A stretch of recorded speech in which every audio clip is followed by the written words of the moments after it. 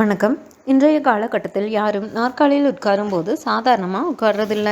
ஏன்னா ஸ்டைலாகவும் ஆடம்பரமாகவும் தன்னம்பிக்கை நிறைஞ்சவங்களாகவும் காட்டுறதுக்காக கால் மேலே கால் போட்டு உட்கார்றாங்க. இப்படி உட்காரும்போது நம் முன்னோர்கள் இப்படி உட்காராத, காலை கீழே போட்டு உட்காருன்னு சொல்லுவாங்க. ஆனால் அவங்க சொல்லும்போது போ உனக்கு வேறு வேலை இல்லைன்னு சொல்லிடுவோம். ஆனால் நம்ம முன்னோர்கள் எந்த விஷயத்தையும் காரணம் இல்லாமல் சொல்ல மாட்டாங்க.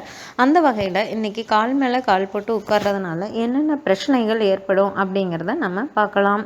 கால்களை நீண்ட நேரம் ஊன்றி உட்காரும்போது நரம்புகளில் அழுத்தம் கொடுக்கறதுனால ரத்த அழுத்தம் அதிகரிக்குது. உங்களுக்கு ரத்த அழுத்த பிரச்சனை இருந்தாலும் சரி, இல்லைனாலும் சரி, கால் மேலே கால் போட்டு அமர்ந்து சாப்பிடாம இருக்கிறது நல்லது.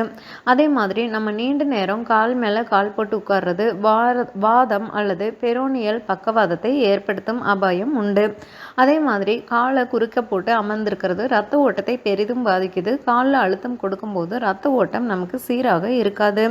கால் மேல் கால் போட்டு அமர்ந்திருக்கிறதுனால ரத்தம் உறைந்து போவதற்கான வாய்ப்புகள் அதிகம் ஏற்படுது. மேலும் இப்படி அமர்றதுனால இடுப்பு மற்றும் முதுகு பகுதியில் வலியை ஏற்படுத்தும். உடலை வளைத்து கால் மேல் கால் போட்டு அமர்றதுனால முதுகு தண்டு பாதிப்படையும்.